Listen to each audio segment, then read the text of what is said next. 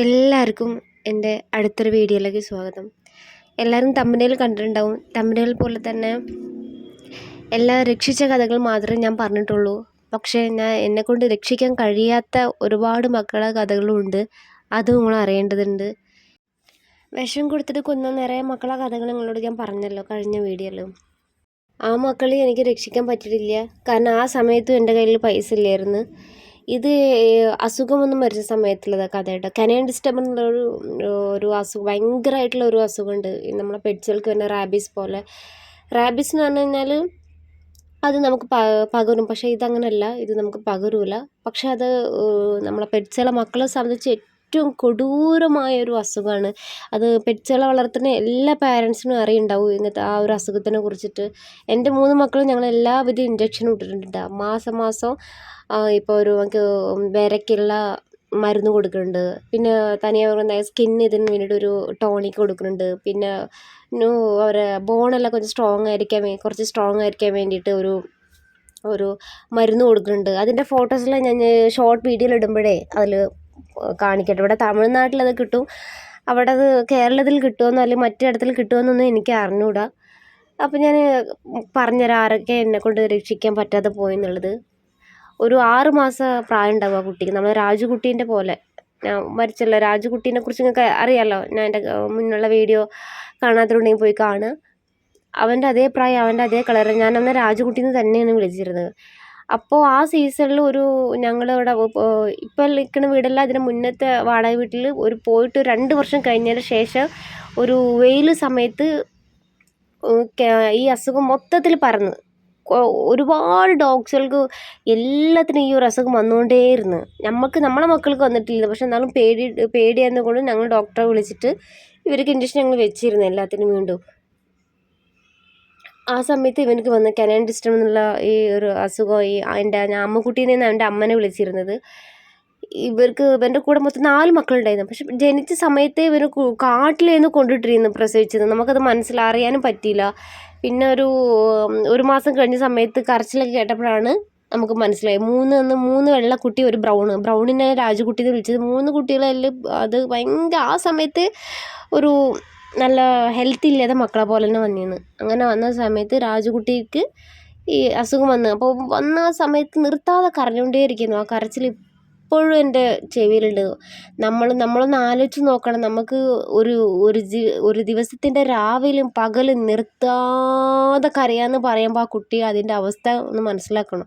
അപ്പോൾ നിങ്ങൾ എന്നോട് ചോദിക്കുക, എന്നെക്കൊണ്ട് കഴിഞ്ഞില്ലേ, നീ എന്തുകൊണ്ടാണ് പോയി നോക്കിയില്ല? ഞാൻ നോക്കി. എന്നെക്കൊണ്ട് പറ്റുന്ന പരമാവധി ചികിത്സ ഞാൻ ചെയ്തു. ഫസ്റ്റ് പറഞ്ഞു പാർവോ വൈറസ് ആണെന്ന് ചോദിച്ചു. നമ്മൾ പേടിച്ചത് എന്താണെന്നുള്ളത്. ആ സമയത്ത് നമ്മളെ മക്കൾക്ക് ആ ഇഞ്ചക്ഷൻ ഇടാത്ത കാരണം നമ്മളവിടെ പോയിട്ട് വരെ നോക്കുക എന്നുള്ളതിന് നമ്മളെ മക്കൾക്ക് വന്നാലോ എന്ന് കരുതിയിട്ട് അങ്ങനെ പിന്നെ ഞാൻ ChatGPTയോട് ചോദിക്കുക ചെയ്ത്, ഇതെന്ത് അസുഖമാണ്, ഇതേപോലെ ഇങ്ങനെ കാണിക്കുന്നുണ്ട് ലക്ഷണങ്ങൾ പറഞ്ഞപ്പോൾ അതാണ് പറഞ്ഞത്, ഇതേപോലെ പാർവോ വൈറസ് ആണ്, ഇതേപോലെ മരുന്ന് കൊടുത്താൽ മതി എന്നുള്ളത്. അങ്ങനെ ഞാൻ ഇവിടെ ഞാനിപ്പോൾ ജോലി ചെയ്യുന്നിടത്ത് തൊട്ടടുത്തുള്ള ഒരു ഷോപ്പിൽ പോയിട്ട്, ചിലയിടത്തിൽ മാത്രമേ ഇവിടെ പെറ്റ്സുകൾക്ക് മെഡിസിൻ കിട്ടുന്ന കടയുള്ളൂ. പിന്നെ അവിടെ പോയിട്ട് ആ മെഡിസിനെല്ലാം കൊടുത്ത് ഒരു 3 ദിവസം തന്നെ നിന്ന്. 3-ാമത്തെ ദിവസവും മരിച്ചു. പക്ഷെ ഫുഡെല്ലാം കഴിക്കുന്നു. എന്നെ കണ്ട് കഴിഞ്ഞാൽ ഏത് ദൂരത്തുനിന്ന് ഓടി വരുമെന്ന്. ഇതിപ്പോഴും എനിക്ക് വിഷമമാണ്. കാരണം ആ സമയത്ത് അതാണ് അതിൻ്റെ അസുഖമൊന്നും എനിക്ക് അറിഞ്ഞുകൂടായിരുന്നു. നമ്മളെയൊന്ന് ആലോചിച്ച് നോക്കുക. നമുക്ക് നിർത്താതെ രാവും പകലും നിർത്താതെ കരയാം. ഒരു റെസ്റ്റും ഇല്ല വായിക്കതിന്. നിർത്താതെ കരയണമെങ്കിൽ അത് എന്തുമാത്രം വേദന അനുഭവിച്ചിട്ടുണ്ടായിരിക്കും. നമുക്ക് മനസ്സിലായി. നമ്മളൊന്ന് ചിന്തിച്ചാലേ നമുക്ക് മനസ്സിലായത് എന്തുമാത്രം വേദന അനുഭവിച്ചിട്ടുണ്ടായിരിക്കും എന്നുള്ളത്. നമ്മൾ മനുഷ്യന്മാരാണെന്ന് വെച്ചാൽ അങ്ങനെ പറ്റുമോ? നമുക്കതിനുകൊണ്ട് വായുണ്ട് പറയാൻ നമുക്കിത് വയ്യാന്ന്. അവർക്കത് അറിഞ്ഞുകൂടാ. അവർ ആ കരച്ചിലാണ്. അതിൻ്റെ അമ്മ അതിൻ്റെ അടുത്ത് പോയി നമ്മൾ നോക്കിക്കൊണ്ടേയിരിക്കും. അങ്ങനെ ഞാനിത് ഒരു രാത്രി എൻ്റെ അടുത്ത് വന്നപ്പോൾ ഞാനിത് മരുന്നും കാര്യങ്ങളൊക്കെ അവൻ്റെ വായിൽ ഗ്ലൗസ് ഇട്ട് കൊടുത്ത്. അന്ന് പക്ഷെ അവൻ്റെ കരച്ചിൽ അവിടെ നിന്ന് മെഡിസിൻ. പക്ഷേ ഇതിൻ്റെ പിന്നെ ഞാൻ മനസ്സിലാക്കിയപ്പോഴാണ് ഇത് തലച്ചോറിലാണ് ഇത് മെയിനായിട്ട് ഇത് ബാധിക്കുന്നത് മനസ്സിലായി. എനിക്ക് അതിൻ്റെ കരച്ചിൽ കണ്ടപ്പോൾ എനിക്ക് തോന്നിയിട്ടുണ്ടായിരുന്നു, എൻ്റെ പതിരിങ്ങളെ അതിനെ ഒന്ന് മരിച്ചിരുന്നെങ്കിൽ അത് ഇത്രയും വിഷമിക്കേണ്ട ആവശ്യമില്ലായിരുന്നു. കാരണം 3 ദിവസം അത് നിർത്താതെ കരയും. ഇവിടെ അനിമൽ റെസ്ക്യൂ സെൻ്റർ എന്ന് പറഞ്ഞൊരു സാധനം ഇവിടെ തമിഴ്നാട്ടിലില്ല. ഉണ്ടെങ്കിൽ തന്നെ ഗവൺമെൻറ് ഹോസ്പിറ്റലിൽ വിളിച്ചു കഴിഞ്ഞാൽ എല്ലാ മരുന്നും വെളിയിൽ പുറത്ത് എഴുതി തരും. അത് നമുക്ക് വാങ്ങാനുള്ള പൈസയില്ല. അങ്ങനെ കുറേ നോക്കി നിൽക്കേണ്ടി വന്നിട്ട് അങ്ങനെ ഞാൻ മരുന്നെല്ലാം ChatGPTയോട് ചോദിച്ചു മരുന്നെല്ലാം വാങ്ങിക്കൊടുത്ത് അവന് കൊടുത്ത് പിറ്റേ ദിവസമായപ്പോൾ അവൻ്റെ ശബ്ദമേ കാണാനില്ല കേട്ടോ. ശബ്ദമേ കേൾക്കാനില്ല. അങ്ങനെ എന്താണ് ഇത്രയും നേരമായിട്ട് അവൻ്റെ ശബ്ദമൊന്നും കേൾക്കാനില്ലാത്ത നോക്കിയപ്പോൾ ഉണ്ട് മണ്ണിനോട് ചേർന്നിട്ട് അവൻ കിടക്കണം. അപ്പോൾ എനിക്ക് മനസ്സിലായി അപ്പോൾ നല്ല വെയിൽ ഉദിച്ചിരിക്കണം. അപ്പോൾ ഞാൻ എന്ത് ചെയ്തു, അവനെ പുതച്ചിട്ട് ചാക്കിൽ പുതച്ചിട്ട് കുറച്ച് തണലുള്ളൊരു സ്ഥലം ഉണ്ടായിരുന്നു, അത് സ്ഥലത്ത് കൊണ്ടുപോയി കിടത്തിട്ട് അപ്പുറത്ത് ചേച്ചിവിന് ഫുഡൊക്കെ കൊടുക്കുന്നു. അപ്പോൾ ഞാൻ പറഞ്ഞു, ചേച്ചി ഇതേപോലെ അവൻ കിടക്കുന്നുണ്ട്, അവനെ നോക്കണം എന്ന്. അങ്ങനെ വൈകുന്നേരം ഒരു 5:30 ആയപ്പോൾ തന്നെ അപ്പുറത്ത് വിട്ടത് ചേച്ചീനോട് ഫോൺ വിളിച്ച് പറഞ്ഞ് ഇതേപോലെ മരിച്ച് കിടക്കുകയാണെന്ന്.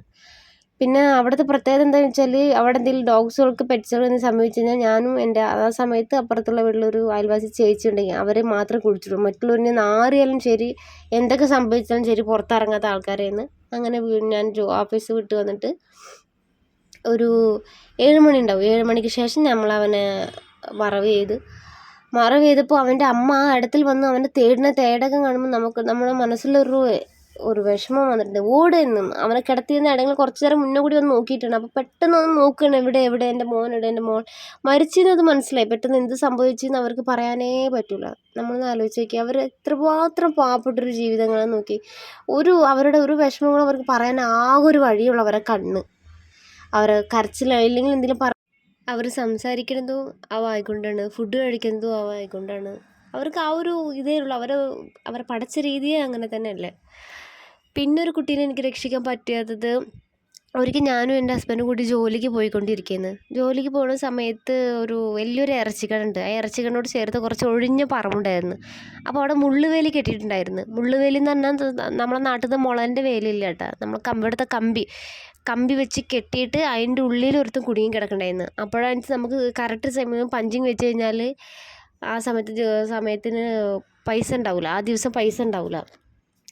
അപ്പോൾ നമ്മൾ ഇതിൽ ഓടിപ്പോയിട്ട് ശരിക്കും അതിൻ്റെ തൊട്ടപ്പുറത്ത് കുറച്ച് ആൾക്കാരുണ്ട്, അവിടെയുള്ള ആൾക്കാർ നിറയെ ഡോഗ്സിനൊക്കെ വളർത്തുന്നുണ്ട്. അപ്പോൾ അവർ തന്നെ ആയിരിക്കും ആ ഡോഗൊന്നും കരുതിക്കൊണ്ട് നമ്മളങ്ങനെ പോയിട്ട് പിന്നെ എനിക്ക് മനസ്സ് ഉരുട്ടിക്കൊണ്ടേയിരുന്നു. അയ്യോ നമ്മളതിനെ രക്ഷിക്കാൻ പറ്റിയില്ലല്ലോ, അതിനൊന്ന് എടുത്ത് വിട്ടില്ല. കാരണം അതിൻ്റെ കഴുത്തിങ്ങനെ ലോക്ക് ചെയ്ത് നിൽക്കുന്നു ആ കമ്പീൻ്റെ ഇടയിൽ. അത്ര വലിയ ബുദ്ധിമുട്ടൊന്നുമില്ല, എന്നാലും അതിനെ കുറച്ച് എടുക്കാൻ പറ്റാത്ത രീതിയിൽ അങ്ങനെ നിൽക്കുന്നു. അങ്ങനെ മനസ്സിന് സമാധാനമേ ഇല്ലായിരുന്നു. എന്ത് പറ്റിക്കാണോ അങ്ങനെ തിരിച്ച് ഞങ്ങൾ ജോലി വിട്ട് നേരെ ആ അടുത്തേക്കാണ് പോയി നോക്കിയപ്പോൾ അവിടെയുള്ള ആൾക്കാരനെ എന്നെ രക്ഷപ്പെടുത്തിയിട്ടുണ്ടായിരുന്നു. അപ്പോൾ അവിടെയുള്ള ഇറച്ചിക്കട അവിടുത്തെ മോനായിരുന്നു. അപ്പോൾ അതുകൊണ്ട് അവരവിടെ രക്ഷപ്പെടുത്തിയിട്ടുണ്ടായിരുന്നു. പിന്നൊന്ന് ഏറ്റവും കൂടുതൽ എനിക്ക് രക്ഷിക്കാൻ പറ്റാൻ പോയത് എൻ്റെ രാജുകുട്ടീനെ നിങ്ങൾക്ക് എല്ലാവർക്കും അറിയാം. അവൻ്റെ കഥകൾ മുന്നത്തെ വീഡിയോയിൽ നിങ്ങൾ കേട്ട് നോക്കുക. അവനെ എനിക്ക് രക്ഷിക്കാൻ പറ്റിയിട്ടില്ല. പിന്നെ എനിക്ക് രക്ഷിക്കാൻ പറ്റാതെ പോയത് എന്താണെന്ന് വെച്ചാൽ, ഞാനിവിടെ ഈ കടയിൽ ജോലിക്ക് വന്നത് 2021 ഡിസംബർ സമയത്താണ് ഇവിടെ തമിഴ്നാട്ടിൽ മഴ ഉണ്ടാവുക. ഡിസംബർ, ഒക്ടോബർ, നവംബർ ആ സമയത്ത്. അപ്പോൾ ആ സമയത്ത് ഒരിക്കൽ അന്ന് ഞാൻ അവിടെ കടേൻ്റെ ഫ്രണ്ടിലൊരു മോളുണ്ടായിരുന്നു. അവൾക്ക് ഞാൻ ചൊറുക്കീന്നൊന്ന് വിളിക്കുക. അവളൊരു എന്താ വെച്ചാൽ അധികം ആൾക്കാരോട് സംസാരിക്കാനോ എന്നെ കൊണ്ട് തന്നെ അവളെ എടുത്ത് നിൽക്കാനോ പോകാനൊന്നും ഇഷ്ടം. പക്ഷെ എടുത്ത് പോവും, തൊടുകയൊക്കെ ചെയ്യും. പക്ഷെ എന്നാലും അവൾക്ക് മനുഷ്യന്മാരെ എപ്പോഴും പേടില്ലായിരുന്നു. അവൾ കുട്ടികൾ പ്രസവിച്ച സമയത്ത് ഇവിടെ ഭയങ്കര മഴവെള്ളം വന്ന് ഞങ്ങളെന്ന സമയത്ത് നമ്മളെ കട കുറച്ച് താഴ്ന്ന സ്ഥലത്തായിരുന്നു. അപ്പോൾ എൻ്റെ കടേൻ്റെ നേരെ ഫ്രണ്ടിലായിട്ട് വലിയൊരു ഷോപ്പുണ്ടായിരുന്നു. ആ ഷോപ്പിനോട് ചേർന്ന് അവൾ വലിയൊരു കുഴി കുഴിച്ചിട്ട് അതിലാണ് അവളെ മക്കളിട്ടിരുന്നത്. അപ്പോൾ ആ സമയത്ത് മഴവെള്ളം വന്ന സമയത്ത് അതിൻ്റെ ഉള്ളിൽ അത്രയ്ക്കും മഴവെള്ളം പോയിട്ട് അവളെ മക്കളെല്ലാം മരിച്ചു പോയിട്ടുണ്ട്. കാരണം ഞാനൊക്കെ ജോലിയിൽ പോയിട്ട് വൈകുന്നേരം പോയിട്ട് പിന്നെ പിറ്റേ ദിവസം വന്നപ്പോഴാണ് ആ കാഴ്ചകൾ കണ്ടത്. അതെനിക്ക് ഭയങ്കര വിഷമമായിരുന്നു. കാരണം എനിക്കത് ഇങ്ങനെ മഴ വരുന്നു, പെട്ടെന്ന് വന്ന മഴ കേട്ടോ, ഇങ്ങനെ മഴ വരുന്നു, അവളെ മക്കൾ ഇങ്ങനെ ആവുമെന്ന് എനിക്കറിയില്ല. ഒരേ ഒരു കുട്ടി മാത്രം അതിനെ രക്ഷപ്പെട്ട്, മുത്തുമണിന്ന് ഞാനിട്ട പേരാണ്. അവനിപ്പോൾ ആ ഏരിയത്തെ കിങ്ങാണ്. അവിടെ വലിയൊരു ഇറച്ചിക്കട ഉണ്ട്. ഇറച്ചിക്കടയത്തെ മെയിൻ ദാതേൻ്റെ പോലെയാണ്. അത്രയും നല്ല സുന്ദര മോനാണ്. അവൻ എപ്പോഴെങ്കിലും ഫോട്ടോ ഉണ്ടെങ്കിൽ ഞങ്ങൾക്ക് ഫോട്ടോ ഇട്ട് തരാം കേട്ടോ, മുത്തുമണീനെ. അവിടെയുള്ള ഏരിയയിലുള്ള നിറയെ മക്കൾക്ക് പേരിട്ടതേ ഞാനാണ്. പിന്നൊരു മോൻ്റെ കഥ, മോനാണ്. ഇപ്പം എൻ്റെ വീഡിയോ കാണുന്നവർക്കറിയാം എൻ്റെ റേംബോ കുട്ടീനെ അതേ പ്രായമുള്ളൊരു മോനെ നൈറ്റോട് ആരോ അവിടെ നമ്മൾ റോഡ് സൈഡിൽ കളഞ്ഞിട്ടുണ്ടായിരുന്നു. ഞാനിപ്പോൾ നിൽക്കുന്ന വീട്ടിൽ എൻ്റെ പഴയ വാടക വീടിൻ്റെ ഫ്രണ്ടിൽ വലിയ മെയിൻ റോഡായിരുന്നു. അവിടെ ആരോ കളഞ്ഞിട്ടുണ്ടായിരുന്നു. ഇപ്പോൾ 2 ദിവസം ഞാൻ ആ കുട്ടീനോട് കണ്ടിട്ടുള്ളൂ. 3-ാമത്തെ ദിവസം അവിടെ കിടക്കുകയാണെന്ന് വെച്ചാൽ നമ്മൾ എടുത്തിട്ട് കൊണ്ടുവരണം എന്നുള്ള രീതിയിലായിരുന്നു. പക്ഷേ എപ്പോഴും ഞാൻ നോക്കും. അപ്പോൾ അവന് ആ സമയത്ത് മാറ്റിന് സമയമാണ്. ആ മോൻ്റെ കോലം കണ്ടാലേ അറിയാം. കഴുത്തിൽ ബെൽറ്റ് ഉണ്ട്, പക്ഷെ മുടിയെല്ലാം ജട പിടിച്ച് മേലെല്ലാം പുണ്ണായിട്ട്. നമുക്ക് എല്ലാത്തിനും എടുത്ത് കൊണ്ടുവരാൻ പറ്റാത്ത സിറ്റുവേഷൻ എന്ന് വെച്ചാൽ നമ്മൾ വാടക വീടാണ്. വാടക വീടുകൾക്ക് നിറയെ ഡോഗ്സുകളൊന്നും അലവില്ല. പിന്നെ നമ്മൾ നിൽക്കുന്ന വീട്ടിലത്തെ ഒരു പെറ്റ്സ് ലവർ ആയതുകൊണ്ട് മാത്രമാണ് അവരുടെ വീട്ടിലൊരു ഒരു ഇതുണ്ടായിരുന്നു. അവരും ഇതേപോലെ നമ്മളെപ്പോലെ മക്കളെപ്പോലെ വളർത്തിയ കാരണം നമുക്ക് അതേപോലെ വളർത്തി കൊണ്ടുപോകാനുള്ള ഒരു ഇത് ഓക്കെ തന്നുകൊണ്ട് മാത്രമായിട്ടാ പറ്റുക. അപ്പോൾ നമ്മൾ ഇനിയും കൂടുതൽ ഡോഗുകൾ നമുക്ക് എടുക്കാൻ പറ്റില്ല. എടുത്തു കഴിഞ്ഞാൽ അവർക്കത് ആർക്കും ഇഷ്ടമാവില്ല. അങ്ങനെ പിന്നെ 2 ദിവസം കഴിഞ്ഞ് നോക്കുമ്പോൾ ഉണ്ടായിരുന്നു ആ കുട്ടി റോഡ് സൈഡിൽ ആക്സിഡൻ്റ് ആയി കിടന്നിട്ടുണ്ടായിരുന്നു. ഭയങ്കര വിഷമമായി പോയി.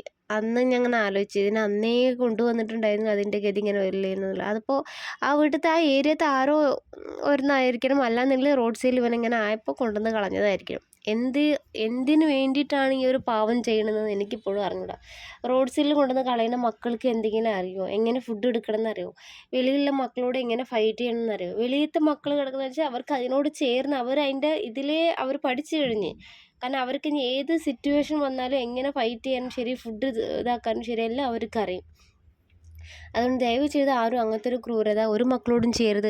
നിങ്ങൾക്ക് വളർത്താനോ അല്ലെങ്കിൽ അതിനെ നോക്കാനോ ഇഷ്ടമില്ലെങ്കിൽ ആ കാര്യത്തിന് നിൽക്കുകയേ ചെയ്യണ്ട, അത് വേണ്ട. അല്ലെങ്കിൽ കുട്ടികളെ കൗതുകത്തിനൊന്നും ദയവ് ചെയ്ത് ആരും വാങ്ങരുത് മക്കളുള്ള. കാരണം അവർക്കത് ചെറിയ കുട്ടിയെ പോലെ ബൊമ്മക്കുട്ടി പോലെ തോന്നും. വളർന്നു കഴിഞ്ഞാൽ പിന്നെ പല്ല് വെളിയിൽ കണ്ണ്, മീശ വലുതാവണ്, ബോബോ ഒന്ന് കുരയ്ക്കണ്, അങ്ങനത്തെ കുറേ കംപ്ലൈൻറ്റ് മറുപടി റോഡ് സൈഡിൽ കൊണ്ട് കളയും, ആരില്ലാത്തിടത്തിൽ, ഫുഡ് വെള്ളം കിട്ടാത്ത ഇടത്തിൽ, എവിടെയെങ്കിലും അതിനടുത്ത് കിട്ടുന്ന ഇടത്തിൽ കൊണ്ട് ഇട്ടാൽ കൂടി കുഴപ്പമില്ല. ഇത് അതേപോലെ ഒന്ന് കിട്ടാത്ത ഇടത്തിൽ കൊണ്ട് തള്ളുന്നുണ്ട്. അതൊക്കെ ഭയങ്കര കഷ്ടമുള്ള കാര്യമാണ്. അപ്പോൾ ദയവ് ചെയ്ത് ആരും അങ്ങനൊന്നും ചെയ്യാതിരിക്കുക. പിന്നെ പറയാനുള്ളത് എന്തെന്ന് വെച്ചാൽ ഇത്ര തന്നെ, ഞാൻ ഇത്ര പേരെ തന്നെ എനിക്ക് രക്ഷിക്കാതിരിക്കാൻ പറ്റിയിട്ടുള്ളൂ. ബാക്കിയുള്ളവർ എന്നെക്കൊണ്ട് കഴിയുന്ന രീതിയിൽ മണീനൊക്കെ ഞാൻ രക്ഷിച്ചിട്ടുണ്ട്. പിന്നെ മുത്തുമണീനെ ഞാൻ നല്ല നോക്കി, നല്ല സുന്ദര കുട്ടിയായിട്ടുണ്ട് ഇപ്പോൾ അവന്. പിന്നെ എൻ്റെ രാജകുട്ടീനെ എനിക്ക് രക്ഷിക്കാൻ പറ്റില്ല. അത് എൻ്റെ അടുത്ത് തന്നെ അല്ല, എനിക്ക് തോന്നുന്നു എൻ്റെ ഓണറായിരിക്കും കൊന്നിട്ടുണ്ടാവുക എന്നാണ്. കാരണം മൂപ്പർക്ക് അതൊന്നും ഇഷ്ടമല്ല. അതുകൊണ്ട് തന്നെ അതിനെ വേദനിപ്പിച്ച ആൾക്കാർക്ക് നമ്മൾ മുകളിലുള്ള ആൾ കൊടുത്തോളൂ, നമ്മൾ കൊടുക്കേണ്ട ആവശ്യമൊന്നുമില്ല ഇതിന്. കാരണം ഈ ലോകത്ത് എല്ലാവർക്കും ജീവിക്കാനുള്ള അവകാശമുണ്ട്. നമുക്ക് മാത്രമല്ല, നമ്മളാണ് ഇരിക്കുന്നതിൽ ഏറ്റവും വലിയ മൃഗം. മനുഷ്യരാണ് ഏറ്റവും വലിയ, ഞാനടക്കം. ഇപ്പം നമ്മളൊരു മക്കളെ ലവറായി ഞാൻ ഒരു മനുഷ്യനെ എങ്ങനെ സ്നേഹിക്കുക, അല്ലെങ്കിൽ ഒരു മനുഷ്യനോട് നമുക്ക് എങ്ങനെ പൊറുക്കാൻ പറ്റുക എന്നുള്ളതൊക്കെ എൻ്റെ മക്കൾ വന്നതിന് ശേഷം എനിക്ക് മനസ്സിലായത് കേട്ടോ. അല്ലാതെ എല്ലാ മനുഷ്യരെ പോലെ തന്നെ ഞാനും ദേഷ്യവും വാശിയും എല്ലാം ഉണ്ടായിരുന്നു നമുക്ക്. പക്ഷെ ഇവർ വന്നതിന് ശേഷം എന്തിനു വെറുതെ ദേഷ്യപ്പെടുന്നു? നമുക്ക് നമ്മുടെ മക്കളുണ്ടല്ലോ, അവരെ മുഖത്ത് നോക്കി കഴിഞ്ഞ് കഴിഞ്ഞാൽ എപ്പോൾ നോക്കിയാലും സ്നേഹമാണ്. ഒരു ദേഷ്യമില്ല, ഒരു വാശിയില്ല, ഒരു വൈരാഗ്യമില്ല. അപ്പോൾ പിന്നെ നമുക്ക് അതിൻ്റെ ആവശ്യമില്ല. അവരാണ് അവനെ മാറ്റിയത്. അപ്പോൾ അത് ഞാനിപ്പോൾ പറഞ്ഞ പോലെ തന്നെ എല്ലാ പെറ്റ്സിനെ സ്നേഹിക്കുന്ന എല്ലാ പേരൻസിനും മനസ്സിലാവുന്നുണ്ടാവും. അവരും ഒരുപാട് മാറിയിട്ടുണ്ടാവും എന്നറിയാം.